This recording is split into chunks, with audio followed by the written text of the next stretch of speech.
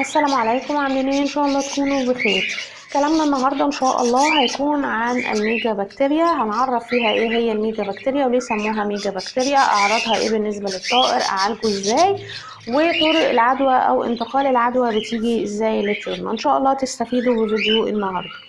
الميجا بكتيريا هي من أخطر أنواع البكتيريا اللي ممكن تصيب الطيور بتاعتنا. ليه؟ لأنها بتنتشر بطريقة سريعة جدا داخل الطائر، ولا قدر الله إذا ما لحقناهاش في خلال مثلا 24 ساعة ممكن تنتشر في جسم الطائر، ومع الوقت مش هنعرف نسيطر عليها. طيب، سموها الميجا بكتيريا ليه؟ او ما سموهاش بكتيريا عادية ليه؟ لان هي حجمها اكبر بكتير جدا جدا من البكتيريا العادية.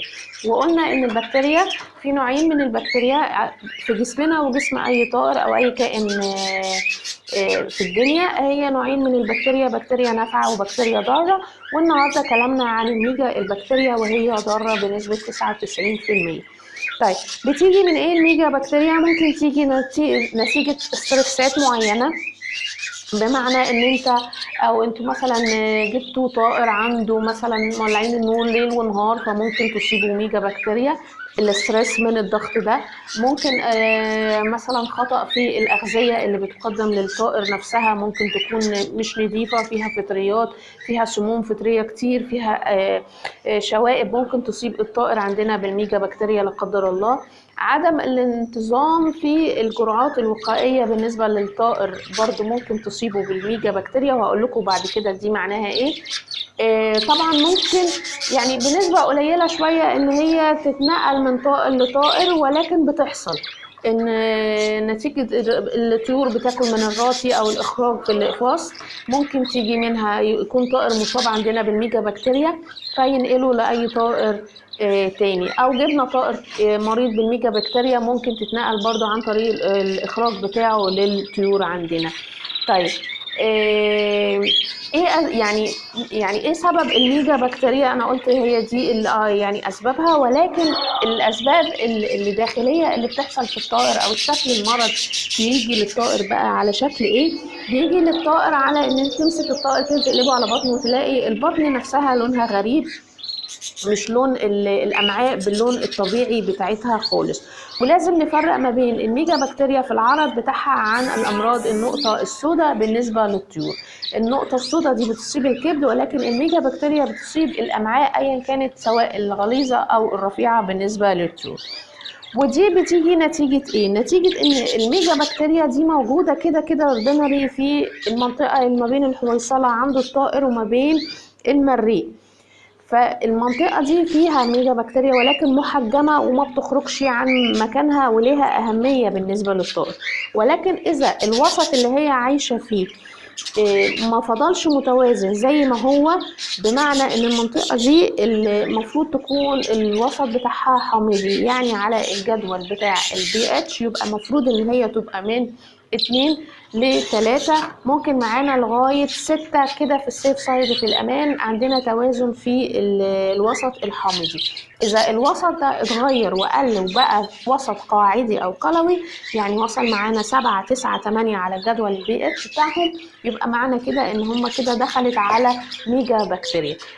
هتخرج الميجا بكتيريا دي من مكانها وتبتدي تتوغل في الأمعاء الغليظة والأمعاء الرفيعة، وتسبب التعفن والأمراض بقى، التكاثر البكتيري في المنطقة دي.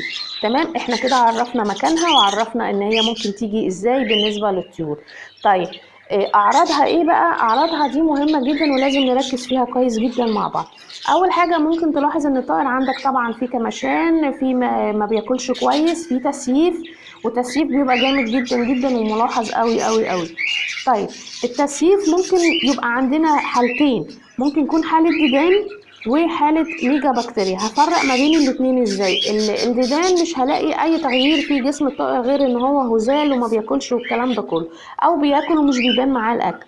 ولكن في الميجا بكتيريا لازم هلاقي ان المنقار نفسه ابتدى لونه يتغير وابتدى لونه يدي على ازرق شويه، في الحاله دي اعرف على طول ان الطائر عندي كده مصاب بالتسييف والمنقار مزرق، يبقى جات له كده ميجا بكتيريا.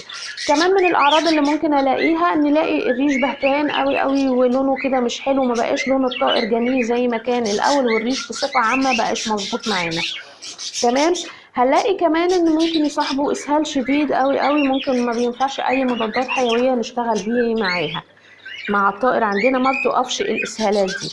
كمان بنلاقي ان التسييف كمان بيحصل نتيجه ايه؟ نتيجه ان البروتين اللي بياخده الطائر مش بيستفاد منه، ولا الخلايا الخاصة بنمو الطائر مش بتستفاد، لأنها تكاد تكون بتموت، أو في أوقات كتيرة خلاص الخلايا بتموت، فالطائر عندنا بيسيف وما بيبقاش فيه تجديد للخلايا عند الطائر.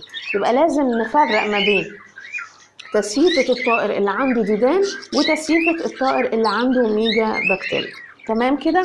طيب في الغالب علاجه بيبقى صعب جدا، ويعني في حالات كتيرة ما بتنجيش من المرض ده إذا ما كناش عالجنا في أول 24 ساعة من ظهور المرض. طيب طالما ان هو ملوش علاج او علاجه صعب شوية، هقول لكم صعب ليه دلوقتي. صعب ليه؟ لان في بعض الحالات كتير من الهواة استخدم معاها يعني مفيش اي مضادات حيوية نافعة، فلجأوا الى استخدام ادوية السرطان يعني، ودي طبعا معروفة من اقوى العلاجات الكيميائية اللي ممكن تستخدم. فتخيلوا ان احنا نستخدم ادوية خاصة بالسرطان نستخدمها على طيور بالشكل ده، فلو هي مناعتها مش قوية وقدرت ان هي تقاوم معانا مش بتعدي من الموضوع دوت. اذا كانت المناعة كويسة فممكن مع الوقت احتمال ان هم يعني يعدوا من الازمة دي على خير. طيب كمان في بعض الهواة قالوا ان هم في ابحاث، بس دي انا بصراحة ما شفتهاش، بتتكلم عن ان هي شكل الخلايا الخاصة بالميجا بكتيريا هي نفس شكل خلايا مرض الفطريات، والفطريات انواعها كتير ولكن دي شبه يعني قريبة في الشبه قوي منهم جدا. فبالتالي ابتدوا يستخدموا ادوية مضادات الفطريات ومنها النستاتين، وقالوا ان هم جابوا معاها نتيجة، لكن انا عن نفسي ما شفتش الحالات دي. تمام. طيب اعمل ايه بقى مع الطيور بتاعتي علشان ما تجيلهاش الامراض دي؟ لان زي ما انا قلت ده مرض صعب جدا جدا ان هم يشفع منه اي طائر. طيب ما هو الوقايه خير من العلاج، ودايما اقول لكم في القناه عندي ان انا معتمده يوم في الاسبوع لخل التفاح العضوي مع طيوري. ليه؟ علشان دايما اقول لكم عايزه احافظ على الوسط الحامضي جوه الطيور.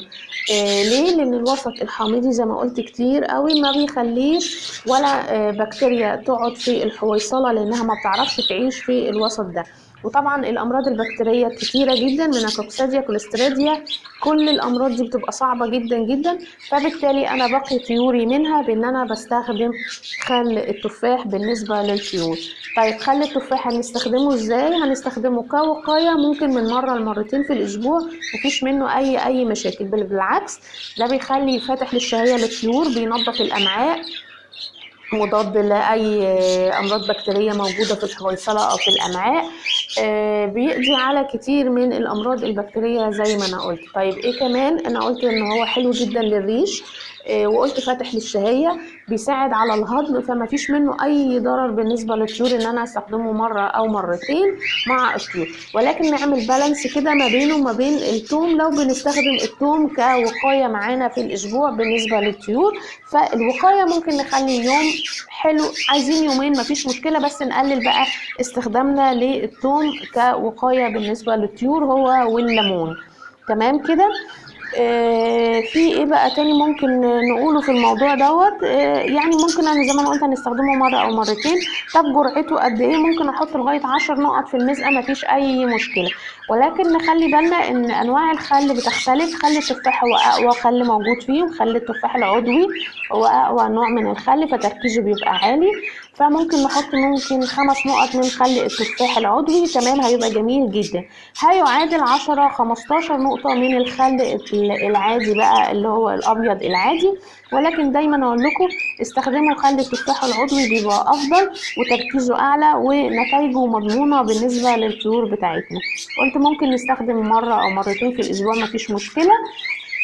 لو عندي لا قدر الله بقى طائر كان مصاب بالميجا بكتيريا، فاحنا للاسف ان احنا هنستخدم مع خل التفاح يوميا خل تفاح، ولكن مش طول اليوم. هستخدم مع خل التفاح اول اليوم، وادي بقى اي روافع للمناعه وبكتيريا نافعه معاها كمان، على اساس ان انا بحاول ان انا اقوي الطائر ده وارفع مناعته عشان البكتيريا النافعه اللي فيه ما تموتش، وكمان تقضي لي بقى موت الخلايا النافعه او البكتيريا النافعه جوه الطائر، هتخلي ان البكتيريا الضاره تتمكن منه، ودي اللي بتؤدي الى وفاه الطائر.